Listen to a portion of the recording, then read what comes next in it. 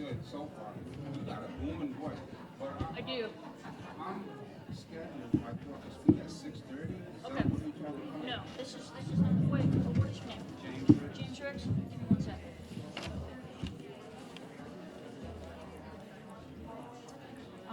Yeah, I thought you were the coordinator.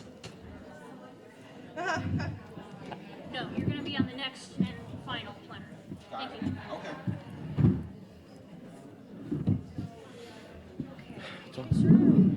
Your name? Poynter, Ralph. Perfect. Ralph Poynter, you're up first. Okay, and yours, sir? I'm Mark. Mark Burton. Okay. All right. I think we have enough to get going. So what I'm going to do is I'm going to put a smartphone with a timer. You each have 8 minutes. You can have all of those 8 minutes. It's preferable if you try to. I'll be all right. I have some water here. This. I'll be okay. Responsible Thank for you. sort of tracking your time up to 8 minutes. At 8 minutes, I have another timer going, and I'm just going to tap you on the shoulder, and that means Wrap up. yeah, that means wrap up, and it means like wrap up in like 15 seconds, because otherwise I'm going to keep tapping, and then I'm gonna have to. You gonna start hitting us? Right, exactly. No, I'm gonna treat you to my Just to don't my. cut me, you know. Yeah. Well, I don't have a shoe back here, but I will suplex you. I won't really. It's You'll okay. bush you. Yeah. Throw the shoe at. Okay. That's a great use of the verb push. Let me just get this set up and we'll get going. Nobody's here. Well, they'll get here. Okay. We're here. You just kind of get it started. We'll come over. You know, Oh, really? it's Ralph, it's like a rally. You I know? didn't see you. I thought you were gonna miss it.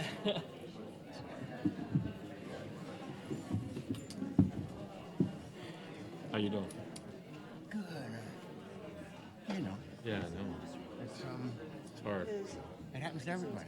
I know. But knowing that doesn't make it easier. Nope.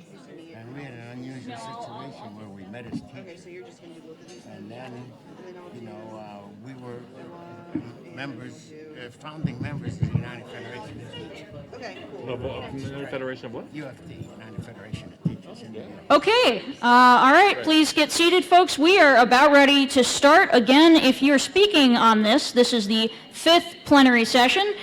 Please come on up to the stage. But if not, please settle in, because we are about to get the ball rolling.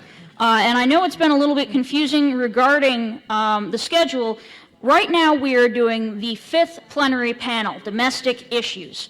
I will be your co-chair, Kat McNeal, with the Defenders for Freedom, Justice, and Equality. I am co-chairing with Jessica Schwartz from the Freedom Road Socialist Organization. Do you want to introduce yourself, or are you good? That's fine. All right, and up first are, it's going to be the same deal as last time. Each speaker is going to have 8 minutes. And up first is Ralph Poynter, who will discuss the case of Lynne Stewart, People's Attorney, political prisoner. So, all right, everybody please get it up for Ralph Poynter. Okay, thank you. Before I say anything about Lynne Stewart, I have to say thank you for all of the people here and everywhere who made it possible for Lynne Stewart to get out of the death camp in Fort Worth, Texas. Thank you. Next. And shortly before she transitioned, she looked over to me one morning and said, "We beat them." When she was deep in the heart of Texas, in that death camp called Carswell Federal Prison, and on a visit she looked at me and said, "Ralph, don't let me die here in this place." She says, "I want to die in a place that is familiar, where I'm loved, and that is home." And with the help of, I see people here, brings tears to my eyes, Jeff sitting in the front row, Betty, so many of you brought Lynne home.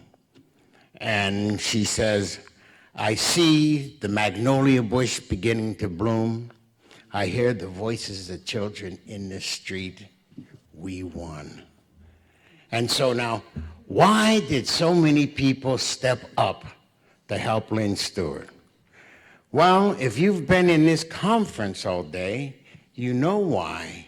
Because as people were speaking, and it started out with the Congo and the liberation of women and gay rights, etc., Lynne was a part of every political progressive movement that was around that she could reach out to in her time. Not just something way out there. She was deep into the struggles. And I wanted to get up and talk to the young man about the Congo, probably before he was born, when people in America were supporting the revolution against Mobutu, when it was against the law, when doctors and lawyers and people were raising funds and not paying their mortgage to support that revolutionary struggle. Lynne was in the mix. And gay rights, Lynne was one of the originals. And I can name all of the rest of the struggles. So what does Lynne Stewart mean here? She means what we're talking about. We can't be a member of one struggle. We have to be a member of all of the struggles for justice.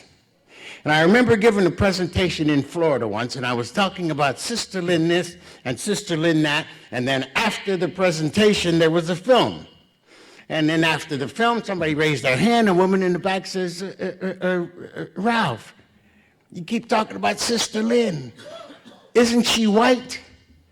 And I says, yes, she's white in skin, but she is blacker in persona and political viewpoint than 99% of the black people I know. And that brings me to political prisoners. Don't let me die in this place. Well, the political prisoners are the people who knew what we were talking about 50 years ago, and they acted upon it. And they are suffering in the death camps. And the question is, why can we not mobilize the type of struggle to get them out the same way we did Lynne? Well, Lynne knew the answer from day one. And she says, Ralph, I have a different hill to climb than they do. I'm white and a woman. Makes your job easier. Go out and mobilize. But the people who knew and understood and raised a fist against this gargantuan evil that we call America, the Black Liberation Movement. These are the guys who are in jail. 30, 40, 50 years have served their time, and nobody notices. No one knows their names. And I heard the woman talking yesterday about teaching black children about the history of struggle in this country. And I love Denmark, V.C. Prozier, all of the great guys, and Nat Turner who fought. Teach those children about our heroes today and now who are in the death camps. This is where it has to go, because our young children have guns, but they don't know who to use them against. They use them against each other, but we have to teach them who the enemy is.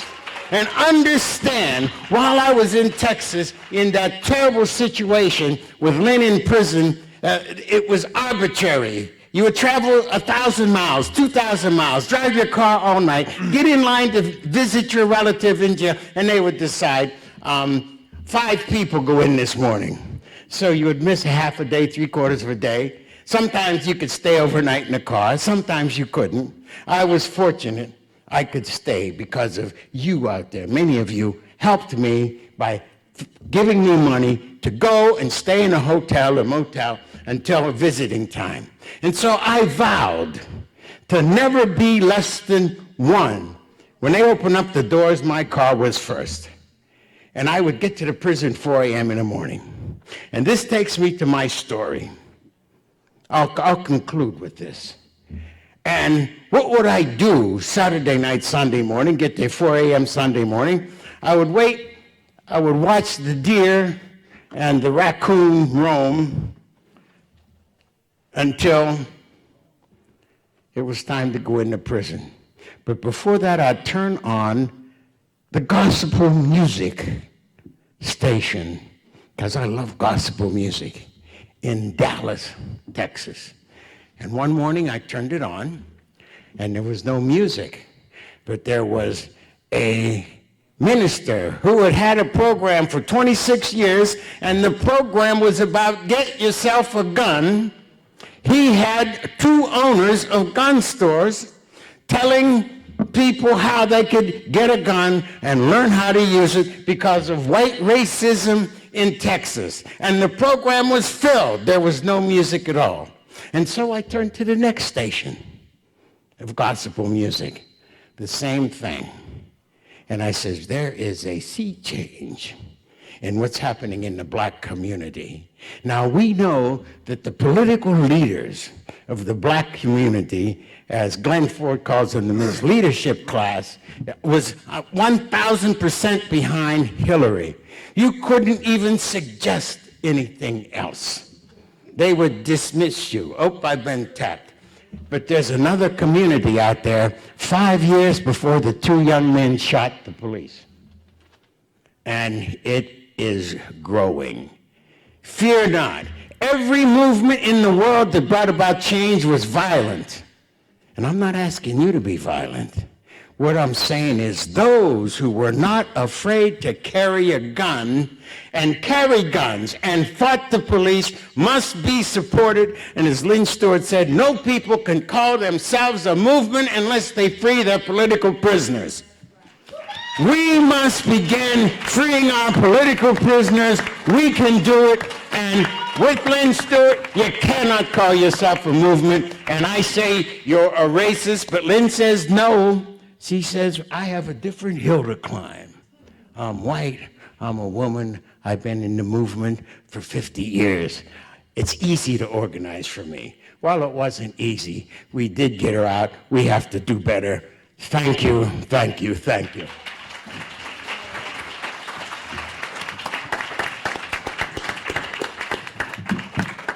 All right, up next we have Dave Schneider, who is an organizer and co-founder of the Jacksonville Progressive Coalition, speaking on the Jax 5. All right.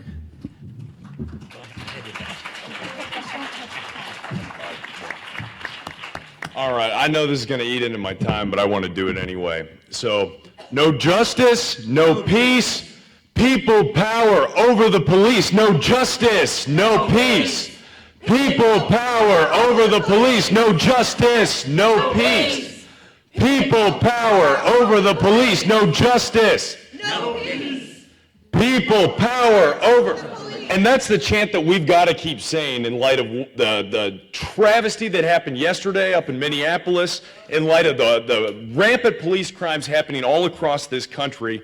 I'm going to talk to you all a little bit about one such police crime that took place in the city I live in, Jacksonville, Florida, that I call home, about 2 months ago, and you know, it actually had a happy ending in this case. And I think, you know, hopefully it's the type of thing that maybe we can draw some lessons from and apply to our organizing. So, you know, just so you all know, my name is Dave Schneider. I'm a Teamster shop steward at UPS in Jacksonville.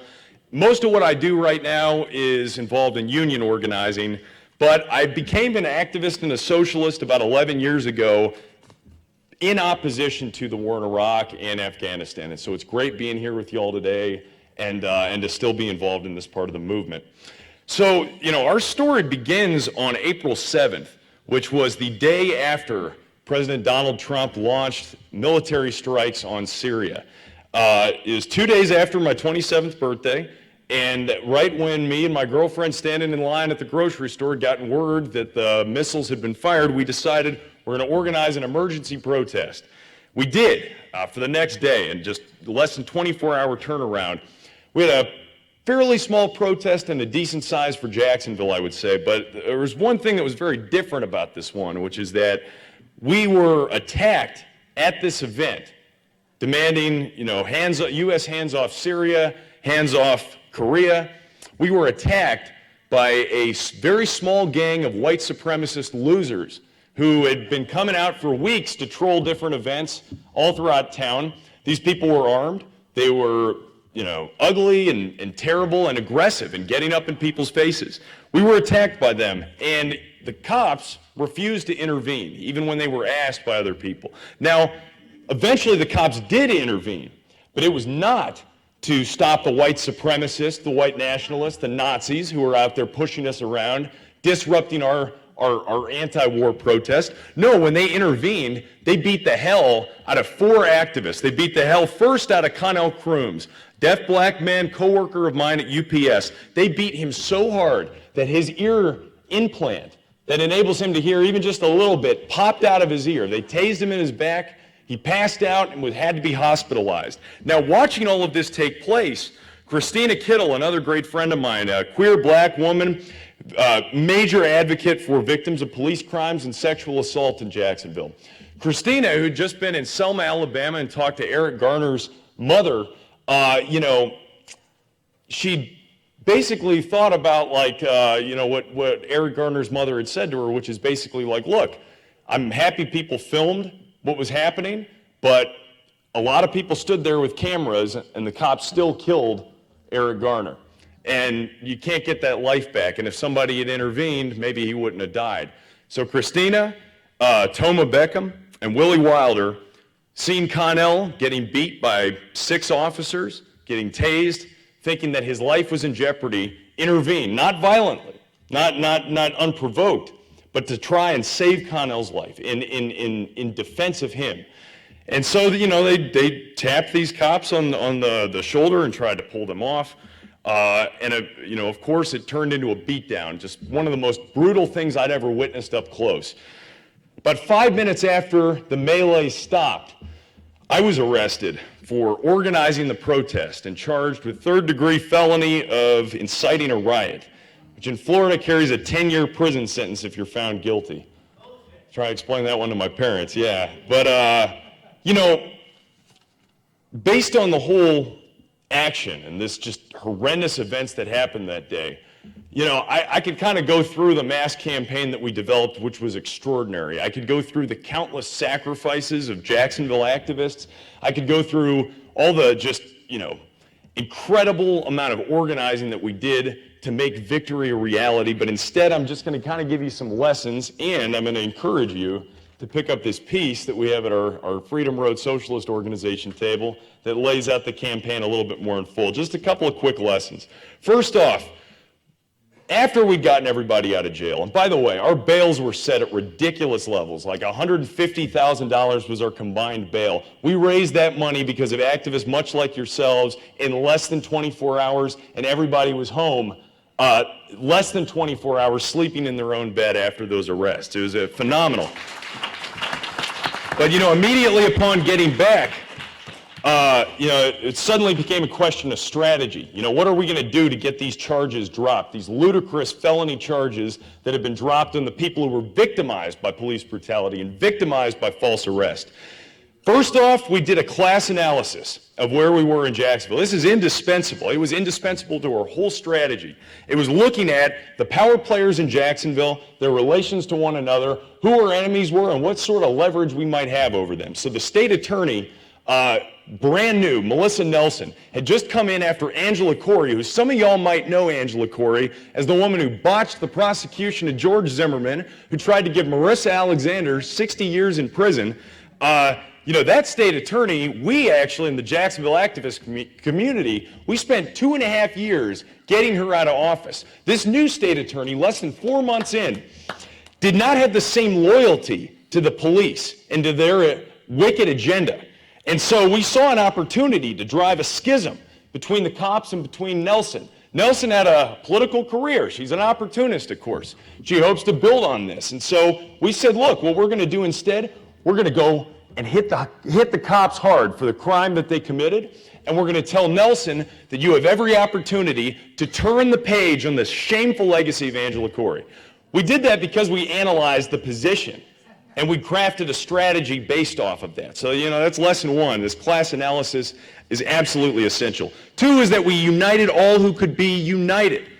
The Jacksonville Progressive Coalition, which is the group that I founded and work with in large part in Jacksonville, we've supported countless victims of police crimes. Their families came out. Selwyn Hall, an African-American man, was gunned down about 2 weeks after the Hemming Park melee that we were all involved in. He was gunned down, unarmed by police. We reached out to his family, and they actually came out to a May 1st demonstration, 250 people out in front of the Duval County Courthouse, calling for justice for the Jacks 5, justice for Selwyn Hall, and justice for all victims of police crimes. It's a beautiful moment. And, lots of people wanted to help our campaign, and, it's got to the point where it was like, hell, let's just let 1,000 flowers bloom, and we'll have the art community and students and, people who gather petitions, and it's great. And so we united all who could be united. And third, and I'm going to wrap up right here, we won because we projected a vision that other people could tap into. We projected a vision that people could draw inspiration from, and we've now got an unprecedented movement demanding community control of the police. We are pushing forward this proposal called JPAC, the Jacksonville Police Accountability Council. I'm not going to go through all of it right now because my time's up. But the point is, we won and we defeated police repression because we built a strong movement that united all who could be united, and we projected a vision of a better world that people could buy into. And damn it, we're going to win that JPAC, and we're going to tear down this oppressive system, and we're going to have victory and power to the people. Thank you all so much. All right, that was, of course, Dave Schneider of the Jacksonville Progressive Coalition. Is Efia Nwangaza in the house? Is Efia in the house?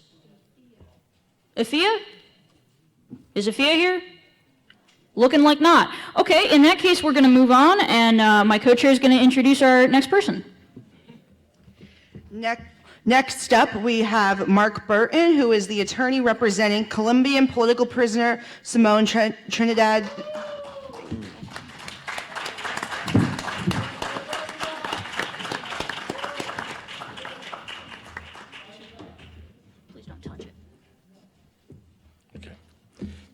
Thank you very much. And I'd like to thank UNAC for inviting me and giving me this opportunity to speak to you about my client, Simón Trinidad. Also, if I have time, I want to talk about another client of mine. Her name is Sonia, and she's in the same prison that Lynne Stewart was in. So if I have time, I'll talk about that as well. And my brother Ralph here spoke about death camps, and both these people are in U.S. death camps. But the story really starts back goes back to the mountains and forests of Colombia into their civil war. Simón Trinidad, he was actually from a fairly well-to-do family, but always from a very progressive, well-to-do family. During the 1980s, he became fascinated by a peace process that was going on, and it was called the La Uribe peace process between the Colombian government and the FARC. He got so fascinated, he joined a party that was sponsored by the FARC that was supposed to settle the conflict at the time called the Unión Patriótica, and became very active in local politics in the Caribbean region where he lived. Unfortunately, due to the success of the Unión Patriótica, where they did surprisingly well in some elections, the right-wing death squads, which are backed up by the Colombian oligarchy, and believe me, backed up by the US government, began a series of assassinations. And they assassinated approximately 4,000 members of this party, including presidential candidates and others. And Simon's, his birth name is Ricardo Palmera, but he goes by Simón Trinidad. He knew that they were coming for him. His friends had been assassinated, colleagues had been assassinated, so he decided to he had to either leave the country or he had to go underground. He decided to go underground. He joined the FARC in the 1980s and went into the mountains. Because of his decision, him and his family suffered a tremendous repression. His family had to go into exile. His sister was kidnapped, and his second wife was killed by the Colombian military. He was always a man of peace. He became a key figure in another attempt to have a peace agreement in Colombia called the San Vicente del Caguán talks. He was on television, international person, and became very, very famous. Those talks collapsed with Plan Colombia, which was a total war against the people of Colombia, initiated by the Colombian government and the U.S. government, by Bill Clinton, and then followed on by the Bushes. However, he wanted to continue with peace, and he went to the country of Ecuador to look for a UN official that he got to know in the peace talks to see if they could start up something again. He was arrested. He was followed by Colombian military intelligence and arrested. He was summarily deported to Colombia, where he stayed for a year in total isolation. There, the Colombian government immediately contacted the U.S. government and said, we want to extradite him to the United States. And the American ambassador says, we don't have any charges. There's no charges in the United States against this man. So they began working on this. Between the Bush and Uribe governments, they cooked up some charges. They added him to a drug indictment in Washington, D.C., and also accused him of being a conspirator with the so-called kidnapping of 3 CIA agents who were captured in combat in the mountains of Colombia when their plane crashed. And so he was, on December 31st, 2004, he was extradited to the United States. He faced drug charges and these kidnapping charges in the Federal District Court of Washington, D.C. Now, he went to trial on the drug charges. They couldn't make him stick. They were ridiculous. He was never convicted, and eventually the U.S. attorney had to go in and dismiss the case against all co-defendants. It was a complete setup. Now, this is an act of war. The U.S. and Colombian governments were using the U.S. judicial system, quote unquote, and extradition as a tool, as a weapon against internal dissent in Colombia. There's also the case of someone called Sonia, who is in Carswell, and she was extradited. Colombian military intelligence brought false evidence against her, and she was convicted of drug charges. And she's now in the Supermax for women in Carswell. And there's a pamphlet out here. We're asking for support for these two prisoners, and I hope you can see that. Sonia's in Texas, and Simón Trinidad is in my home state of Colorado. He was eventually convicted and sentenced to 60 years in prison for kidnapping people he never met, he never had any power over. The only thing he agreed to do was to negotiate the prisoner's release by the FARC. And he's been in solitary confinement for 12 years, which it's just due to some legal pressure and some other pressure, it's just been stopped, but he's still in very drastic conditions. He's lived for 12 years in a 7x11 concrete cell alone, 23 hours a day. It's called, in any civilized country, that's called torture. Yes. Yeah. So there was a lot of hope that during the peace process in Havana, which I attended several times, that he would be released. Now, I know for a fact that there was discussions with Obama, and John Kerry actually met with the leadership of the FARC and told them beautiful things, how they're, oh yes, it's all possible, everything's on the table. He's still in prison in Colorado. Okay? Now, this whole process, our criminal injustice system, are using this injustice system against revolutionaries in Latin America. They did it to the Cuban Five. They did it to Oscar Rivera. They did it to many others who I don't have time to name. So what we're asking for is your support. There's going to be a worldwide campaign. Next month, I'm going to be in Spain, Belgium, Switzerland and Berlin. And we're going to be meeting with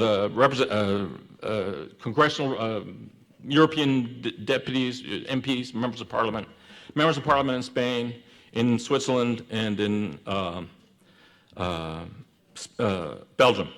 So we're asking that you support freedom for these, they're freedom fighters. For Simón Trinidad, particularly for him, because he's got a 6-year sentence. Sonia's only got 14 months left, but she's very isolated and needs your help.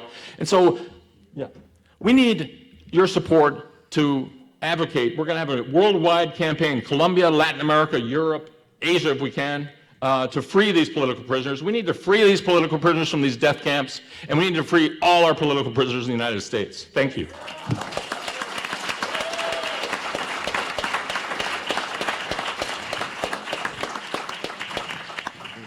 Okay, and that, of course, was Mark Burton. Next up, we have my co-chair, Jessica Schwartz, who is discussing the case of Razmia Oda. Hi, I'll only be speaking for 4 minutes, so I'll make this really quick. My name is Jessica Schwartz. I am here as an organizer with the Freedom Road Socialist Organization, just to talk about the case of Razmia Oda real quick. So, as many of you know, in October 2013, Razmia Oda was arrested by the Department of Homeland Security and charged with unlawful procurement of naturalization. In November 2014, she was convicted, and then in March 2015 was sentenced to 18 months prison time and deportation, even though the prosecutor originally asked for 5 to 7 years. Due to the power of people's organizing, managed to lessen the sentence.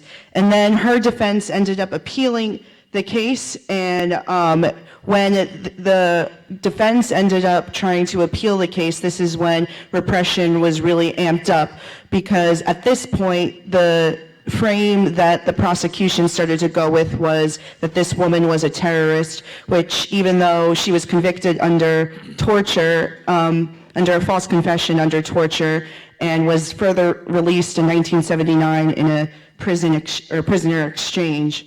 The main reason why I wanted to make an announcement was on August 17th will be her final hearing in Detroit. There is an all-out for Detroit call to action, so any who are able to be there should and defend Razmia Oda.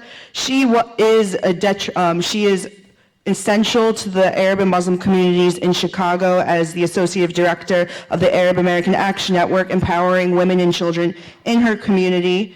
And I think even though as of right now, she accepted a plea agreement, and so she will still be deported. However, she will not face any prison time, which, even though overall we can agree that this isn't the best outcome, I think it's important to emphasize the small victories made along the way because of people like us in this room organizing to defend Razmia. She became an icon of Palestinian liberation movement and is now known worldwide as an anti-war figure. Some practical victories along the way included getting the first judge on the case exposed as a Zionist, as a financial supporter of Israel, and having to replace a new judge. And we ended up being able to extend her stay in the United States through continuing to fight and through her appeal. And something that's also important to mention is this isn't just an isolated case. Her case is also connected to the Anti-War 23, in which 23 activists from the Midwest were subpoenaed and raided by the FBI. And the same attorney, Barry Jonas, who was in charge of that, was also present when Razmia was in court when she was first arrested. And so we have to understand that even though this was ultimately not the best outcome, we must continue to fight for people like Razmia and Simón Trinidad and others who are being politically repressed, and we have to continue our fight against global imperialism.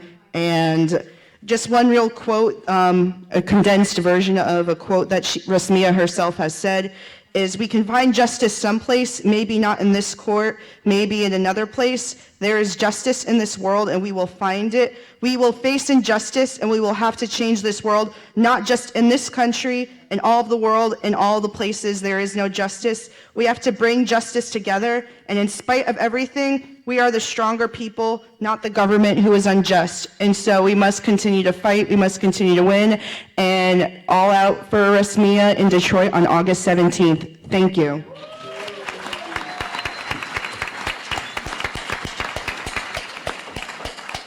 All right, that was Jessica Schwartz. Thank you very much, Jessica. And next up, we have Louis Lynne with the Scuffletown Anti-Repression Committee, which is a local organization working to support people arrested protesting Trump's inauguration. All right, Louis, you're up.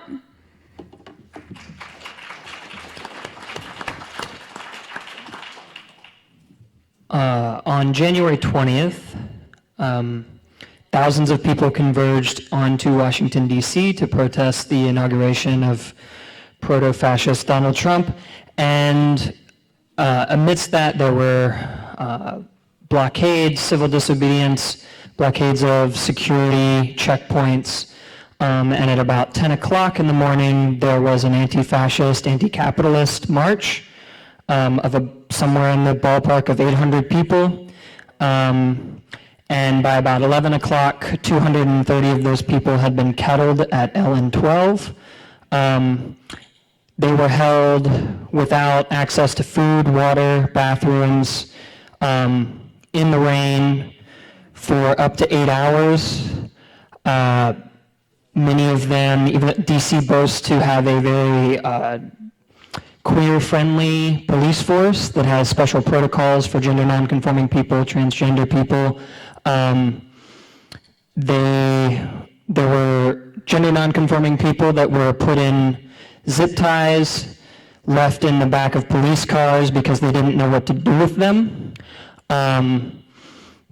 People, while being in police custody in the kettle, were subjected to chemical weapons attacks while they were already in custody, after having the march with no dispersal order, having multiple chemical weapons attacks, lots of pepper spray. There's plenty of video, you can find it.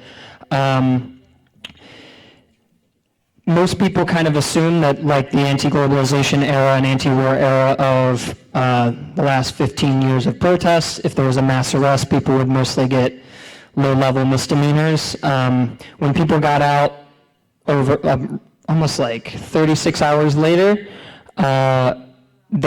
every single one of them had a felony riot charge. A few people's charges were dropped. They were mostly legal observers and journalists. There are still a few journalists and legal observers that are facing charges right now. About 3 to 4 months later, a superseding indictment was leveled at the remaining 215 or so. That included anywhere between 7 to 9 felonies total on each individual. That included felony riot, urging to riot, conspiracy to riot, property damage, multiple counts of assaulting an officer, resisting arrest. All of these are felonies. There's no misdemeanors. That's roughly 200 people charged with between 7 and 9 felonies apiece in a mass arrest, which basically the majority of the evidence against them is that they were all on that block in the kettle wearing black. What they were trying to do with these charges is to make people reconsider even the idea that they enter the streets in resistance. These charges, there were windows broken at this march. The estimated damage is less than $50,000. If that gives you any indication into like the small amount of damage, while people that were even just in the march or happened to be in the area are currently facing upwards of 70 years in prison. This was also one of the first acts of the Metropolitan Police Department under the Trump administration. It happened within the first hour of him being sworn in. So this case is about more than some people in black breaking windows. This is about people taking the streets in resistance.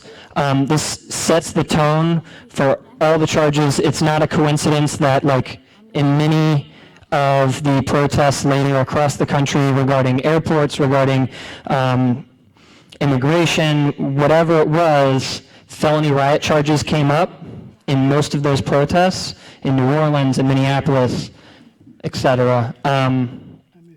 I just want to emphasize, if you visit defendj20resistance.org, you can find out more. Please talk to me. Thanks.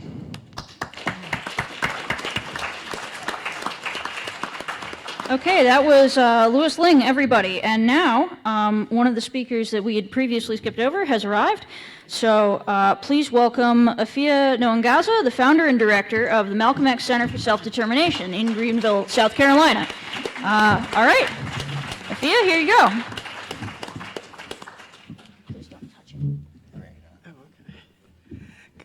I don't know whether to say good evening or good afternoon. Good afternoon.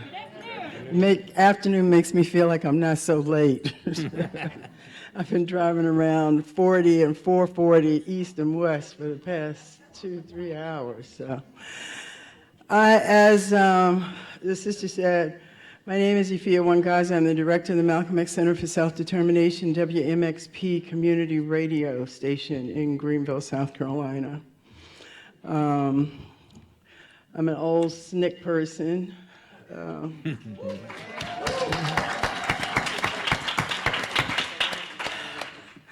And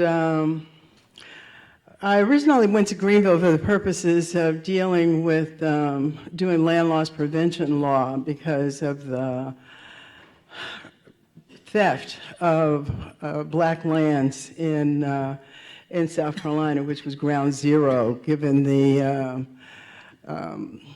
return of the effort from Reconstruction. They took back a pretty good bit of land that Ulysses Grant issued under Field Order 15, and the remnants is what they were coming back for, and Hilton Head is a monument to that. They kind of brush over that with Nikki Haley's taking down the flag, and the past week, second anniversary of the Mother Emanuel massacre. But the theft of black land continues throughout this country, and in South Carolina in particular. The big fight is on Dufusky with no lesser light than Ted Turner. So I went to South Carolina in 1978 for that purpose, and I've continued to work to do community, indigenous leadership development, community development, and cooperative economic development.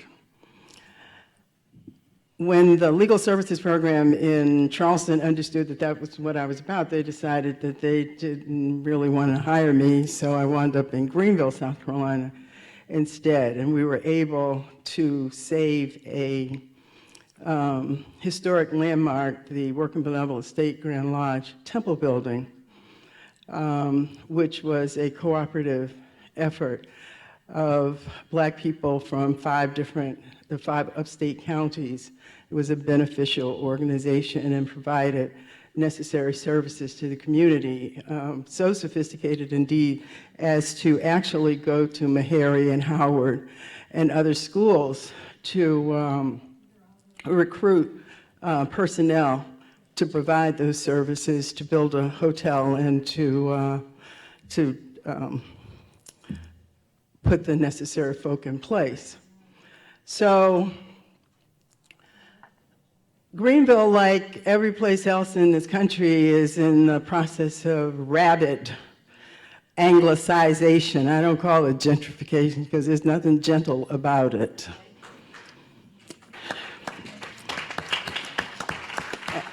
And like every place else, a part of that process is hyper-militarization of the cops. So that when Mike Brown was murdered and the prosecutor decided to defend Darren Wilson as opposed to prosecute him, the community was up in arms about what to do about it, but at the same time, fearful of what the impact of any direct action would be. So we organized to participate in the national campaign at 120 on that, I believe it was August 9th. And young people just poured into the streets to the amazement even of myself. And the new police chief showed up because all the cameras were there and shook everybody's hand and except mine. I refused to shake his hand, of course. And then he nodded to his lieutenant to give everybody a ticket. For pedestrian in the roadway was the charge, which is a misdemeanor, $100 fine. But my position was that, and is, that murderers aren't punished, so protesters shouldn't be punished either. So I refused to pay the fine. So we went back and forth for, I don't know, I guess a little over 2 years until finally, under the rules of the court, they had to either prosecute me or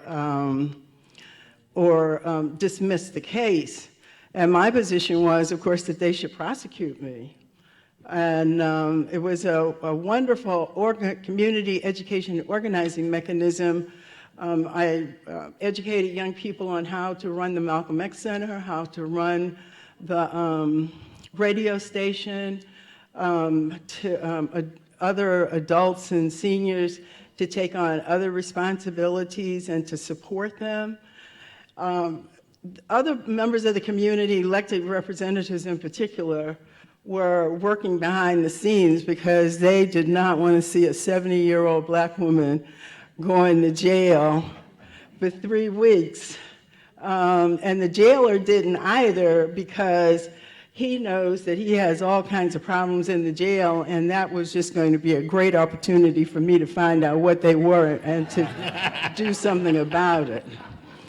So between the chief judge, the elected officials, the jail, and the jailer, whatever his technical name is, and the sheriff, who is actually the person who's responsible for the jail, and people around in town and around the country calling and emailing and shutting down the switchboard at the magistrate's court, municipal court rather, the city attorney's office, and any place else that anybody could think of. They just started, without even notifying my attorney, they just started notifying callers that the case had been dismissed. And so that they didn't need to call anymore. The disadvantage in that, of course, is that we didn't get to use the trial as a training mechanism and the logical extension, and to challenge the fear of going to jail and using being in jail as an extension as we have in the past, in the 60s, been able to actually do that. So my time is up, and I'm going to be around for the rest of the conference, so please feel free. Power to the people. Power to the people. All right, let's just have a quick round of applause for all of our speakers. It looks like our next two aren't going to be able to make it. All right, and thus concludes our 5th plenary panel. However, don't move yet, because I have some news. So after this panel, here's how the evening's going to go. We've had some pretty big changes. As I'm sure you've all noticed, we've been running pretty late.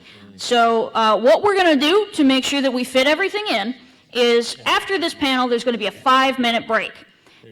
After that 5-minute break, we're going to go straight into the 6th plenary panel on international issues. When that's done, we're going to have an abbreviated rally. It's not going to have a cultural performance. We're going to keep the speakers very short, and we're going to get out of here in time for you guys to all go have dinner. So please enjoy your 5-minute break. Meet us right back in here for the 6th plenary panel. Thank you so much.